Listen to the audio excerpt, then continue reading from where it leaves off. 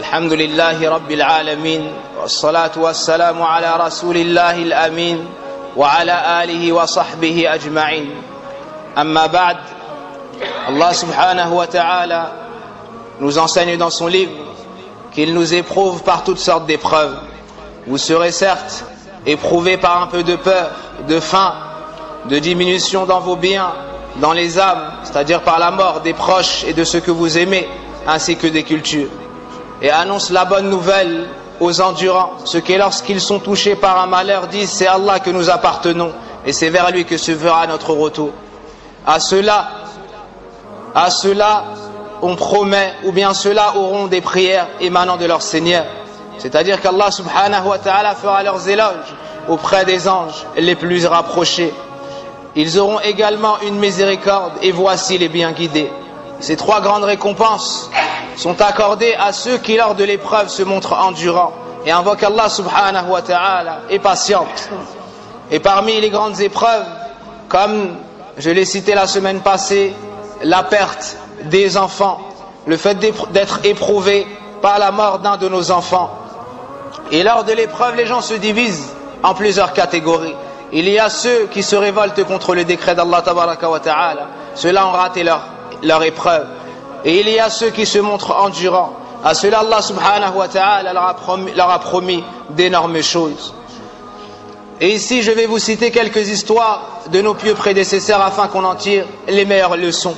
À commencer par le meilleur d'entre eux, le meilleur des pieux prédécesseurs, le prophète Mohammed sallallahu alayhi wa sallam. Il a été éprouvé par la perte de plusieurs de ses enfants.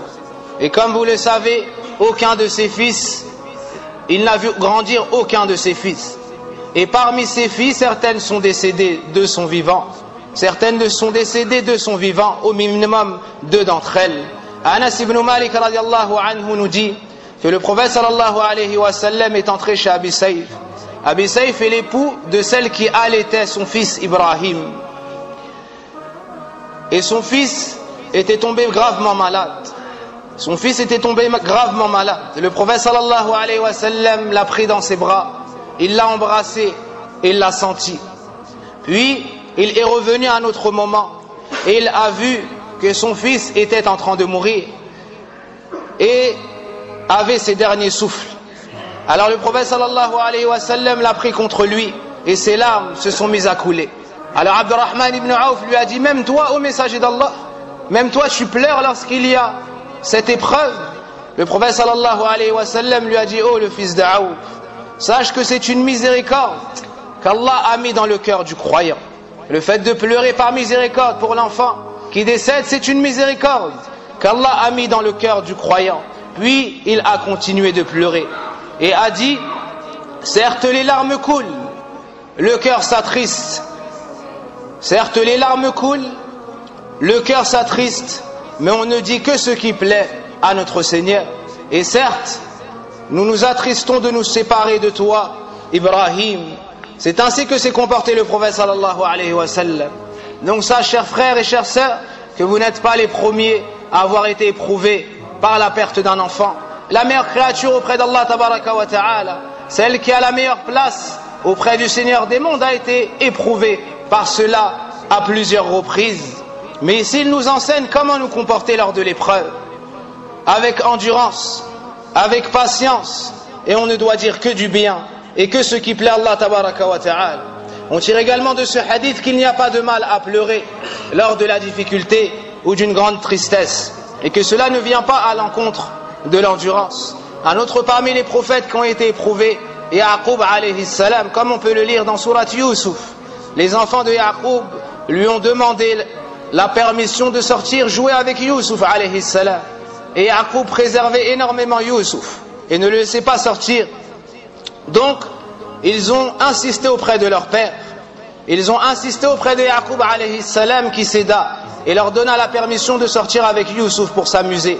À leur retour, ils ont dit à leur père que Yusuf s'est fait dévorer par un loup et lui ont montré des habits avec un faux sang pour lui faire croire que Yusuf alayhi salam avait été capturé par un loup et dévoré par un loup. Comment s'est comporté Yaqub alayhi salam devant cette grande épreuve?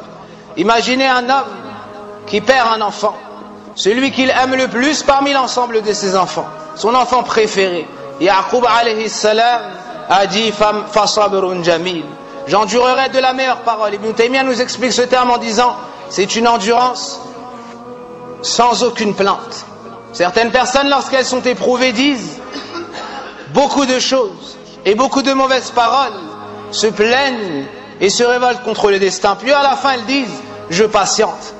Celui ou celle qui se comporte de la sorte n'aura pas été endurante. La vraie endurance est d'endurer sans se plaindre auprès d'un autre qu'Allah subhanahu wa ta'ala. C'est ainsi que s'est comporté Yaqub alayhi salam. Fasabirun jamil. Il s'est montré endurant et a une bonne opinion d'Allah tabaraka wa ta'ala. Quelle fut sa rétribution? Allah subhanahu wa ta'ala lui a rendu ses enfants. Par la suite, il a perdu le deuxième de ses enfants, Benyamin. Et au final, Allah azza wa jalla lui a rendu ses deux enfants. Allah subhanahu wa ta'ala lui a rendu ses deux enfants. Et celui qui ne revoit pas ses enfants fil dunya, qu'il espère être réuni avec eux fil akhirah, qu'il espère être réuni avec eux sur la place du jugement dernier, à la porte du paradis, puis à l'intérieur, comme Allah subhanahu wa ta'ala promet aux gens pieux dans le Coran. Voici le comportement des prophètes et des messagers. Et c'est ainsi qu'ont suivi leurs traces nos pieux prédécesseurs. À l'image de Sulaym radiallahu anha, cette femme pieuse, l'épouse de Abu Talha radiallahu anhu, la mère de Anas ibn Malik. Abu Talha avait un enfant qu'il aimait beaucoup, mais il était malade. Et un jour, alors qu'il s'absenta, son enfant est décédé durant son absence. Sulaym a dit aux gens de la maison que personne n'informe Abu Talha avant que je ne le fasse moi-même. Puis lorsqu'il est entré, ou plutôt elle a mis l'enfant dans un endroit à l'abri du regard de son mari. Puis lorsque Abu Talha radiallahu anhu est rentré, il lui a demandé immédiatement comment va mon fils. Elle lui a dit il est plus reposé que jamais. Elle lui a dit il se repose plus que jamais. Il est tranquille comme jamais il ne l'a été. Elle a dit vrai radiallahu anha. Elle a dit vrai radiallahu anha. Puis elle lui a servi le dîner. Il a mangé et il a bu. Par la suite elle s'est embellie comme jamais elle ne l'avait fait. Puis Abu Talha radiallahu anhu a eu des rapports avec son épouse. Par la suite, lorsqu'il eut trouvé le repos, la tranquillité, il était rassasié de par la nourriture et par la boisson. Elle lui a dit oh Abu Talha, imagine que des gens confient un dépôt à un homme et ensuite ils viennent le réclamer. Est-ce qu'il devrait leur rendre ce dépôt? Abu Talha a dit certes, il devrait rendre ce dépôt.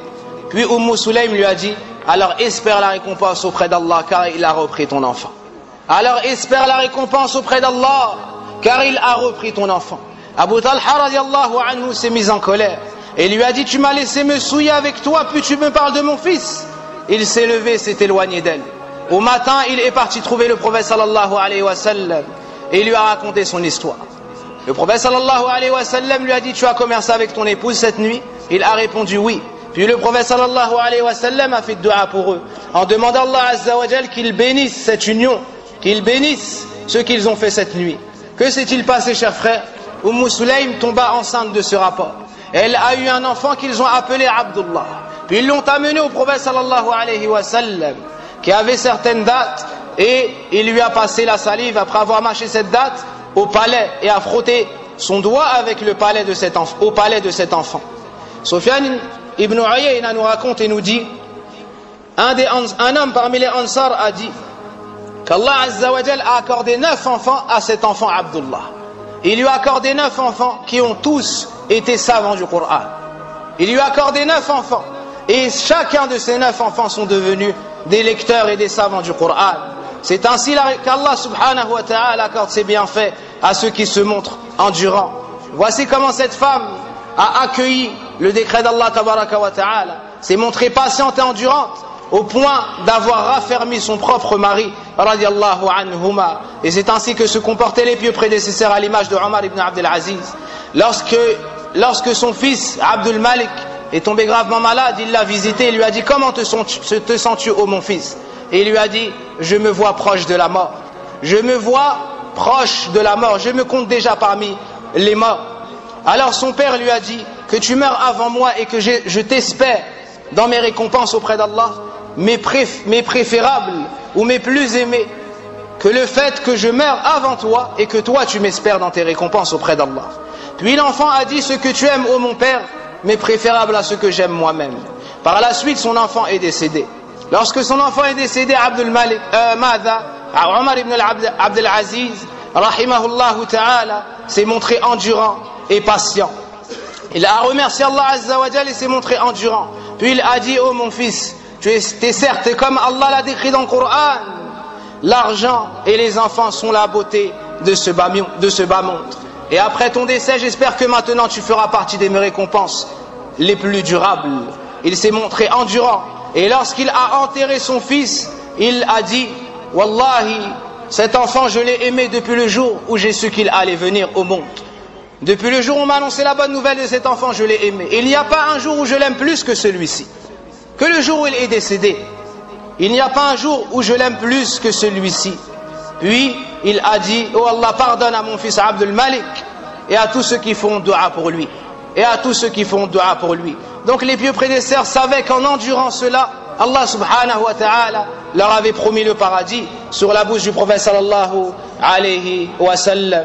Et c'est ainsi que se comportaient les pieux prédécesseurs. À l'image de Urwa ibn Zubayr radiyallahu anhu, il a eu une maladie de la jambe. Le calife, le fils de Abdel Malik ibn Marwan, l'avait convoqué afin qu'il le visite à Dimashq.